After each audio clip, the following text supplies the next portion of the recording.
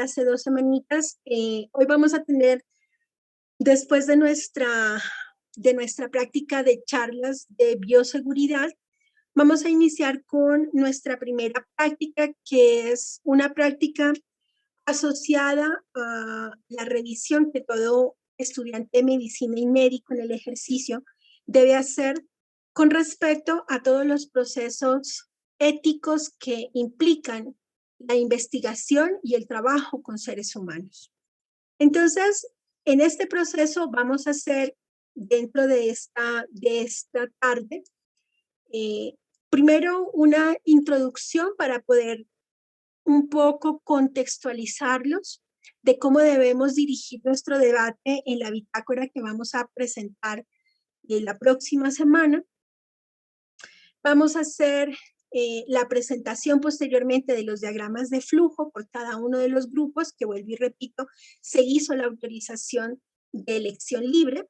Posteriormente vamos a hacer la visualización de un documental y finalmente pasaremos al proceso de explicar cómo ustedes van a trabajar para la realización de la bitácora, que como ustedes saben tienen 8 días calendario para poder presentarla, de tal manera que la próxima semana ustedes harán la entrega de esta bitácora a partir de la guía que tenemos de trabajo. Entonces, como primera característica, y es muy importante que podamos hacer esta contextualización, cuando nosotros hablamos de la investigación con seres humanos, hay muchas cosas que debemos debatir en el sentido que no siempre la investigación con humanos fue parametrizada y fue vigilada por comités de ética, sino que realmente en el proceso histórico se han documentado casos bastante aberrantes de cómo no solo los médicos, sino los diferentes científicos utilizaban los seres humanos en condiciones de bastante vulnerabilidad para poder hacer ensayos clínicos. Y cuando el objetivo de una investigación implica que yo hago como participante a un sujeto, que es la otra característica importante que nosotros debemos tener en cuenta, porque resulta que cuando yo hablo de investigaciones o de tipos de investigaciones, pues hay muchas características también que yo debo tener en cuenta. Y entre ellas es precisamente que las investigaciones inicialmente utilizan como objeto de investigación a los participantes. Estos objetos de participación dentro de los otros organismos vivos es válido en el sentido que se considera que al no haber un proceso de pensamiento y de análisis, pues el individuo puede ser utilizado como un objeto siempre y cuando los resultados validen su uso.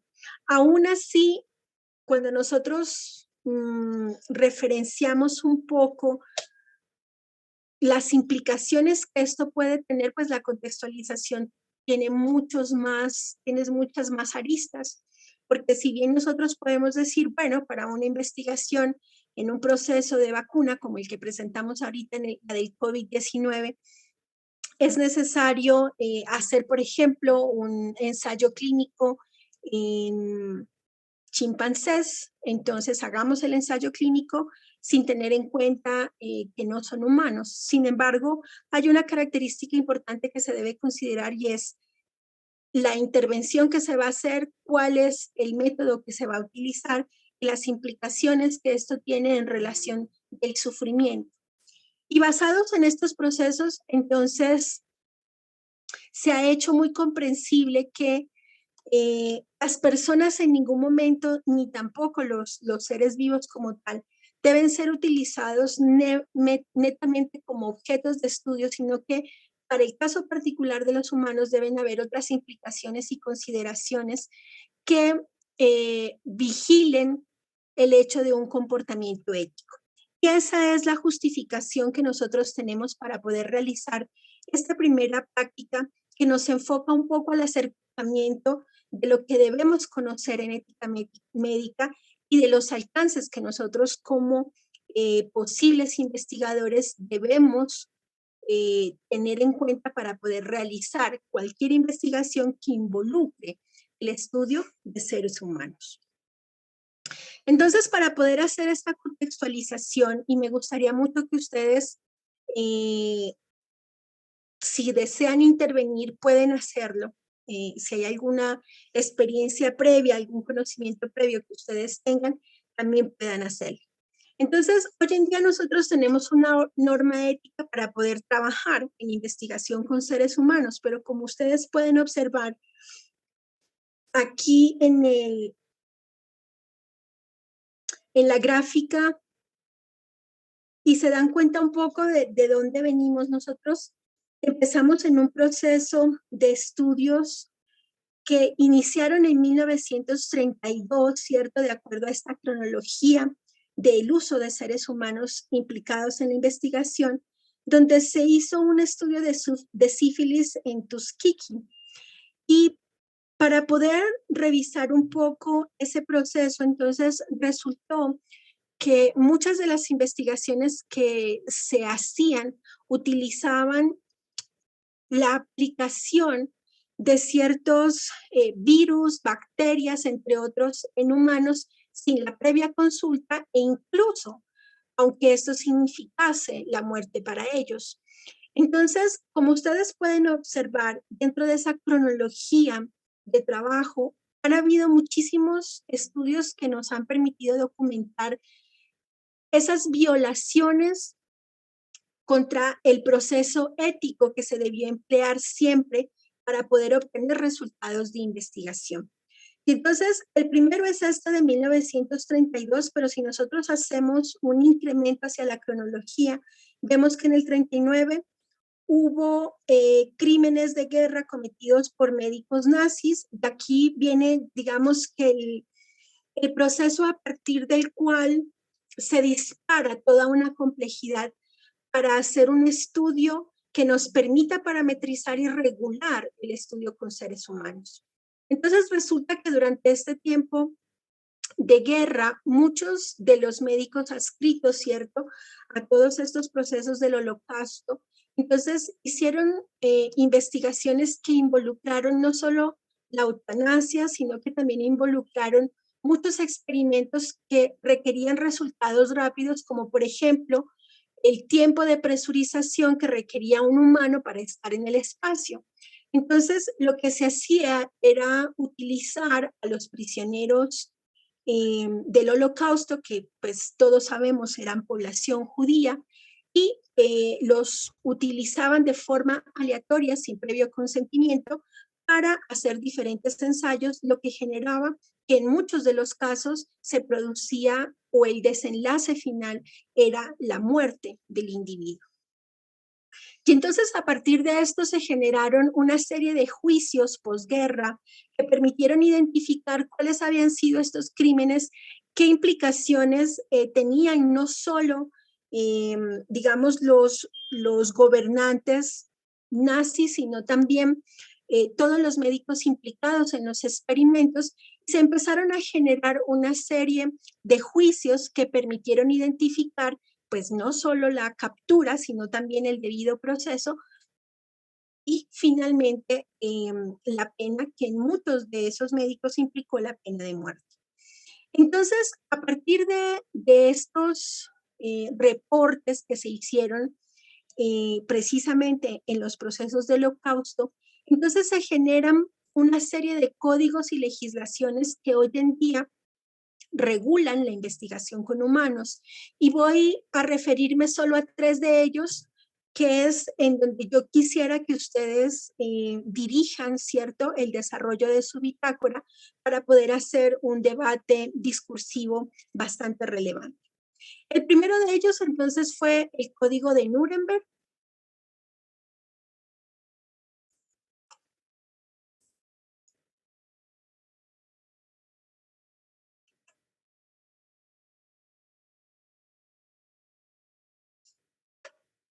Denme un segundito, reviso el tablero.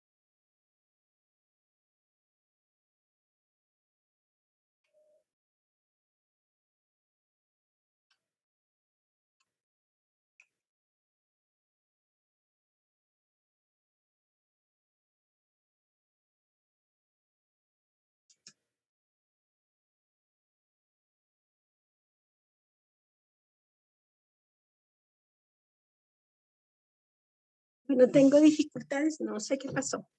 Ok, el primero entonces es el Código de Nuremberg, que resultó entonces, como para hacerles un poquito de historia, resultó precisamente de la revisión de estos casos en los cuales se habían cometido crímenes de guerra y permitió debatir en un tribunal militar internacional si estos crímenes habían sido producto del uso indiscriminado de humanos para experimentos o ensayos clínicos en los que se debía revisar un proceso debido en relación al sufrimiento o a la muerte de los sujetos.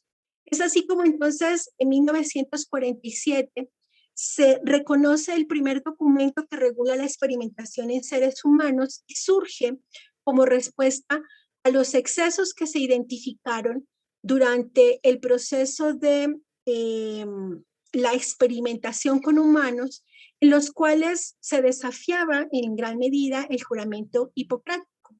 Y de esta manera se dejaba de forma libre la obligación de contar con el consentimiento informado de los pacientes, teniendo en cuenta que al ser prisioneros se tenía esa equívoca noción de que podían ser usados para este tipo de experimentos, vuelvo y repito, aunque eso implicase la muerte del individuo.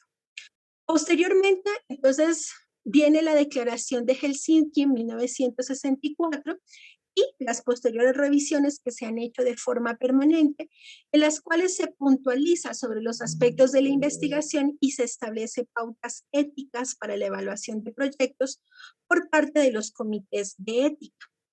Y finalmente, el informe Belmont, que se publica en 1978, en el cual se protegen y se definen aquellos principios que se deben tener en cuenta para la investigación con seres humanos a fin de asegurar sí y solo sí su protección, disminuir todo procedimiento que incluya el dolor y generar procesos fiables que faciliten el consentimiento informado.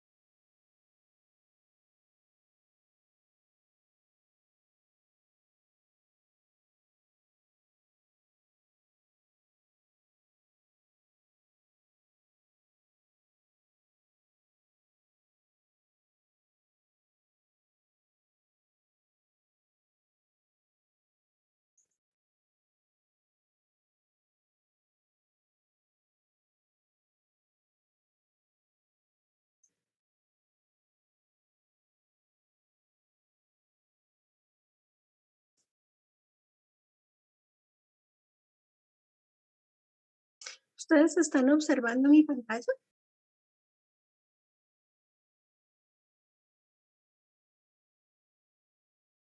¿Así?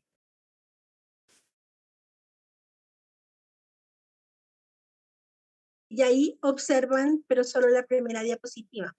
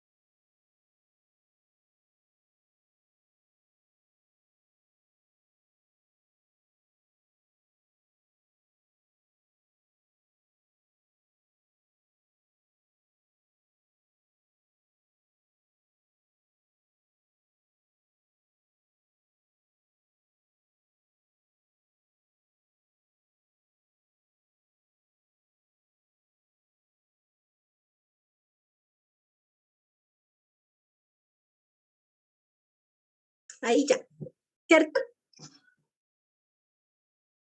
Se me bloqueó, no sé qué pasó. Ok, entonces, ¿qué refirió básicamente en el código de Nuremberg?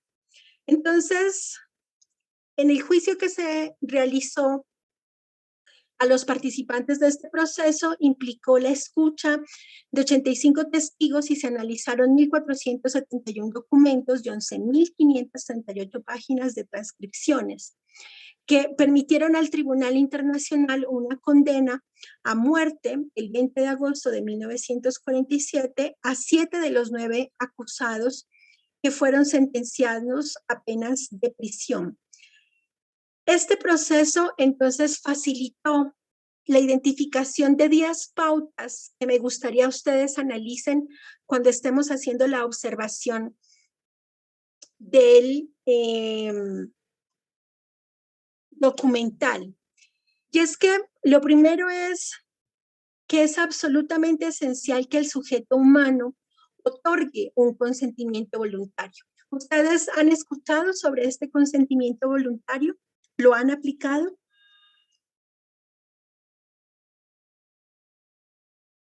Sí, doctora, yo he escuchado acerca del consentimiento, que debe ¿Qué ser has de manera... escuchado? Por ejemplo, en mi familia hemos tenido cirugías, Ajá. entonces cuando le van a realizar algún tipo de cirugía o un procedimiento se debe autorizar y cuando la persona, por ejemplo, tiene algún tipo de enfermedad mental o está inconsciente, la autorización la da el familiar para que se le pueda realizar dicho procedimiento. Es como una manera de, digámoslo, entre comillas, defenderse los médicos en caso de que exista algún tipo de demanda por el procedimiento que se le pueda realizar. Ok. Y más que una defensa para el mismo médico, es una protección para quien va a ser intervenido, ¿no? Porque quiere decir que el paciente o el participante está siendo notificado no solo de los beneficios, por ejemplo, de lo que tú nos comentas, no solo los beneficios de una posible cirugía, sino también de los riesgos a los que yo puedo estar implicado y entonces yo tengo que tomar esa decisión con una voluntad propia en la que debo definir si esos beneficios son superiores a los riesgos y de forma consciente quiero tomar esos riesgos. Entonces, en la práctica clínica, el consentimiento informado es un consentimiento que nosotros vamos a tener de forma permanente, pero en la investigación médica también, porque resulta que nosotros para poder incluir a cualquier ser humano, primero tenemos que contarle de qué se trata la investigación, cuáles son los objetivos de esa investigación y de esta manera poder explicarle las metodologías que vamos a utilizar, los procedimientos que vamos a utilizar y hacer reconocer a esta participante si él tiene claro los riesgos que pueden generarse de su participación con el estudio. Entonces, miren, es una primera pauta muy importante que antes no se hacía y que ahora entonces nos condiciona a la inclusión de seres humanos para que nosotros podamos organizar. Esta es la razón además por la cual nuestras investigaciones, cuando incluyen sujetos humanos, tienen y están obligatoriamente en la necesidad de pasar por el aval de un comité de ética, donde nosotros exponemos principalmente la coherencia entre los objetivos y la metodología que vamos a usar y los modelos de consentimiento informado que vamos a utilizar para poder notificar, dar a conocer a los pacientes de nuestros métodos a utilizar, pero también para poder hacer un proceso de seguimiento sobre el estudio. El segundo punto es que el experimento debe realizarse con la finalidad de obtener resultados fructíferos para el bien de la sociedad, que no podrían obtenerse de ninguna otra manera y no debe de ser naturaleza aleatoria o innecesaria. Es decir, hay muchísimos procedimientos en los cuales, por ejemplo, se pueden obtener los mismos resultados utilizando modelos animales diferentes a lo humano. Entonces, en ese caso, es necesario primero, o el comité de ética va a direccionar primero que se haga sobre esos modelos animales y luego se realice sobre humanos. La tercera pauta es que la experimentación con animales debe proceder a la experimentación con sujetos humanos, que es lo que yo estoy mencionando. Se debe evitar toda lesión y sufrimiento físico y mental innecesarios. Es decir, que nosotros debemos condicionar procedimientos en los cuales el riesgo sea mínimo para el participante. No se debe realizar ningún experimento si existen razones para creer que podría provocar la muerte o alguna discapacidad. El grado de riesgo para las personas nunca debe ser mayor a la importancia humanitaria del problema.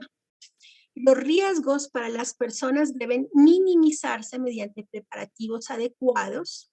Los experimentos deben ser realizados solo por investigadores científicamente calificados y cualificados, porque es necesario que el investigador principal, como sus co-investigadores, acrediten y certifiquen una experiencia previa a la generación o al uso o al empleo de estos protocolos en humanos. Las personas siempre deben tener la libertad de abandonar los experimentos. Y miren que aquí hay algo muy interesante y es que nunca cuando uno hace un proceso de investigación con humanos condiciona. Es decir, primero, nunca se debe, y el consentimiento informado debe ser muy claro en eso, nunca se deben pagar de forma monetaria o con premios la participación de un paciente, sino que se le debe dejar muy claro que su participación es voluntaria, pero que además tiene libre albedrío en el caso en que se siente incómodo física o psicológicamente de poder retirarse en cualquier momento del estudio sin medir las implicaciones o sin que esto genere implicaciones negativas para el estudio. Nosotros debemos condicionar ese proceso. Y por último, los investigadores deben estar preparados para terminar el experimento en cualquier etapa si existen razones para creer que la continuación del experimento podría causar lesiones, discapacidad o la muerte de un sujeto humano. Y por esto es tan importante la regulación, porque el comité de ética lo que hace no es solo dar el aval para el inicio del proyecto, sino que está obligado además a generar o a solicitar reportes periódicos que permitan la verificación del cuidado y de la protección de los participantes. Luego en la declaración de Helsinki, entonces se retoman un poco estos procesos establecidos o estas pautas de investigación establecidas en el Código de Nuremberg, pero ya se hace desde un punto de vista en donde las asociaciones médicas promulgan esta declaración como una herramienta clave para poder orientar no solo a los médicos, sino a todos los profesionales en salud para hacer investigación ética con humanos. Entonces aquí viene todavía un proceso mucho más vivaz en el sentido de poder generar normas y leyes, no a nivel mundial, sino ya a nivel de países en las que se pueda delimitar y se pueda regular, ¿cierto?, la investigación. Nosotros entonces tenemos nuestras propias leyes que facilitan esos procesos y que nos regulan y condicionan la investigación con humanos. Por lo tanto, este proceso debe ser un proceso que procure no solo el cuidado, la protección, como ya lo he mencionado, derivado de los resultados del Código de Nuremberg, sino que también facilite el uso de protocolos que disminuyan el sufrimiento, que no sean protocolos invasivos, que no estén atentando con la muerte de la persona, del participante, sino que además protejan su privacidad. Y miren que aquí viene otra connotación importante, y es que en muchas de las investigaciones de las que yo he sido evaluadora, no hay claridad de cómo, por ejemplo, se van a proteger la identidad de los participantes en una base de datos. Y uno lo que ve cuando le comparten esas bases de datos es que aparecen los nombres reales de los participantes, las cédulas de los participantes, las direcciones, los teléfonos, y entonces allí uno dice, bueno, aquí hay una clara violación de estos códigos, porque lo que éticamente debemos hacer es asignar códigos aleatorios o códigos consecutivos que permitan identificar al paciente, pero que no revelen ante otras personas que no hacen parte de la investigación los nombres del mismo. Porque esto pues obviamente tiene unas connotaciones particulares en relación con el estilo de vida, con la identidad y con la personalidad de todo individuo. Y finalmente, entonces, el informe Belmont puntualiza los principios éticos y las directrices para la protección de seres humanos que están implicados en procesos de investigación. Y el informe Belmont es mucho más preciso desde mi punto de vista porque puntualiza 3 aspectos importantes que debe tener toda investigación para asegurar que el proceso que se está haciendo sigue una normatividad ética. El primero entonces es el respeto a las personas. Y lo que se declara en el informe Belmont es lo siguiente: respetar la autonomía significa dar valor a las opiniones y elecciones de personas autónomas, al mismo tiempo que se evita obstruir sus acciones. ¿Esto qué implica? Que yo puedo y debo considerar la libertad que tiene el individuo para ingresar, incluirse o no en una investigación, pero también, una vez incluido, para continuar o retirarse de una investigación cuando así él o ella lo decide. Igualmente, este proceso de respeto a las personas genera unos apartes importantes en los cuales, por ejemplo, en el caso de la población infantil, no solo es suficiente el consentimiento informado de los padres, ¿cierto? Porque al ser una población minoritaria en edad, entonces debe tener un aval de sus padres, sino que además se requiere un asentimiento, es decir, asentir significa que uno dice sí con el rostro, ¿cierto? En el momento en que el niño o la niña comprende el objetivo del estudio y los protocolos que se van a aplicar sobre él. Entonces, este respeto a las personas delimita claramente esos procesos. Luego viene el de beneficencia, y en este concepto, entonces se incluye que el concepto de tratar a las personas de una manera ética implica no solo respetar sus decisiones y protegerlos de daños, sino también procurar su bienestar. Este trato cae bajo el principio de beneficencia. Con frecuencia, el término se entiende como actos de bondad o caridad que van más allá de la estricta obligación. Para los propósitos de este documento, beneficencia se entiende en un sentido más fuerte como obligación. Es decir, toda investigación que se realice en humanos necesariamente debe presentar un beneficio a corto, mediano o largo plazo. Y de esa manera, entonces, se puede regular que estas características del informe se están cumpliendo sobre los sujetos participantes. Y finalmente tenemos la justicia. Entonces aquí decimos que así como el principio del respeto a las personas encuentra su expresión en la exigencia de consentimiento y el principio de beneficencia en la evaluación de riesgos y beneficios, el principio de justicia sostiene las exigencias morales de que existan procedimientos y resultados justos en la selección de sujetos. Y aquí tiene mucho que ver el proceso, por ejemplo, cuando nosotros estamos generando estudios o ensayos clínicos que pretenden buscar la eficiencia o la efectividad de nuevos medicamentos. Y como ustedes saben, en este tipo de ensayos clínicos, lo que se hace es la selección de dos grupos de estudio, uno que utiliza el medicamento y otro que utiliza el placebo. Antes de este informe o de los principios declarados en el informe de Belmont, digamos que se podían elegir los grupos por conveniencia, es decir, yo elijo, por ejemplo, a mis familiares para que se les dé el medicamento y elijo a desconocidos para que se les dé el placebo.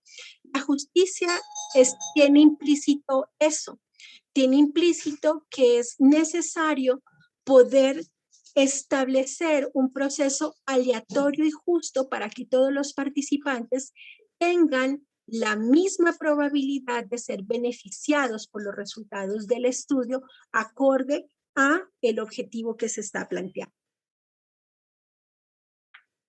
Muy bien. Y luego entonces tenemos los comités de ética de la investigación, en los cuales se genera un proceso de revisión bastante claro que facilita la revisión de estos códigos. Y entonces aquí nosotros tenemos una infografía realizada por la Organización Panamericana de la Salud, en la cual nos dice cuál es el procedimiento a seguir para poder generar estos avales. Lo primero entonces es que un comité de ética tiene como requisito fundamental revisar que el objetivo de la investigación que se propone sea alcanzable con la metodología que está especificada. Eso como primer medida. Como segunda medida, tiene que evaluar que los protocolos que se van a utilizar realmente tengan un riesgo definido. Es decir, si nosotros vamos a hacer, por ejemplo, una investigación en donde decimos que vamos a extraer un poco de sangre utilizando una punción percutánea, entonces, de acuerdo a la norma vigente, esa punción percutánea está declarada como un riesgo mínimo para el individuo. Nosotros debemos especificar en el consentimiento informado que es un riesgo mínimo y asimismo debe explicársele al paciente. Pero no podemos, por ejemplo, en el caso de una biopsia decir que es un riesgo mínimo, sino que vamos a ver si es una biopsia líquida o es una biopsia sólida, va a ser necesario explicarle al paciente los riesgos que pueden estar asociados a la toma de esa biopsia. Entonces, ¿qué debe o qué analizan estos comités de éticas cuando nosotros estamos presentando esos protocolos de investigación? Primero, delibera sobre el valor social de la propuesta, y esto quiere decir, esta investigación tiene posibilidades de generar conocimiento para mejorar la salud y la calidad de vida de los participantes o no la tiene. Segundo, ¿qué validez científica considera? ¿Es adecuada la metodología de la investigación? ¿Producirá conocimiento válido que pueda ser generalizado? ¿El estudio es factible de realizar? ¿Está acorde con una metodología? ¿Está acorde con un presupuesto y un cronograma previamente establecidos? Lo tercero es la selección justa de los participantes, precisamente aludiendo al principio de justicia del informe de Belmont. Y entonces aquí nos menciona la inclusión y exclusión de participantes está basada en criterios científicos y para minimizar riesgos y maximizar beneficios. La distribución de cargas y beneficios es equitativa. Existen protecciones especiales para participantes vulnerables. El cuarto punto sobre el cual delibera es el balance de los riesgos y beneficios. Y aquí es básicamente donde el Comité de Ética establece la viabilidad del protocolo de investigación. ¿Cuáles son los riesgos a los que se exponen los participantes y cómo se pueden minimizar? ¿Los beneficios potenciales de la investigación superan los riesgos? Siempre una investigación es catalogada como un buen protocolo cuando se cumple esta segunda característica del balance de riesgos-beneficios. Cuando el beneficio potencial es superior o 2 veces superior o 3 veces superior a los riesgos, entonces se considera que el protocolo está bien organizado, está bien sustentado y merece ser investigado. El punto 5 sobre el cual se delibera es el involucramiento de la comunidad. ¿Cómo se tendrán en cuenta las prioridades y preocupaciones de la comunidad? ¿Cuáles son los planes para involucrar a la comunidad en la investigación? Entonces, hay un proceso por el cual los investigadores le indiquen al comité de ética que van a hacer un acercamiento con los líderes de la comunidad, que van a hacer primero en este acercamiento van a hacer una valoración de si la comunidad es propicia para poder incluirse en el estudio, si se está teniendo en cuenta los valores, principios y gobernanzas de esas comunidades. Por ejemplo, no es lo mismo hacer un proceso de investigación con una población urbana o con una población rural o con una población indígena, una población carcelaria, etcétera. Vamos a tener que tener diferentes consideraciones para poder facilitar la identificación de este. El sexto es que necesariamente debe haber un consentimiento informado que proteja al participante para tener una información clara y poder tomar decisiones correctas en relación a su participación.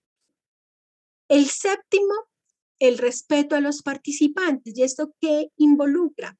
La investigación garantiza la seguridad y bienestar de los participantes, se protege la confidencialidad de sus datos. Miren, aquí está un poco lo que yo les mencionaba, la importancia de que haya una protección de sus datos privados en relación a el alza de bases de datos que nosotros hacemos, bien sea en Excel o con una encuesta o con un formulario de Google Docs, lo que nosotros vayamos a levantar de información. Es claro, por ejemplo, en el consentimiento informado que ellos pueden retirarse cuando así lo deseen o cuando consideren que el estudio está afectando su salud física o mental.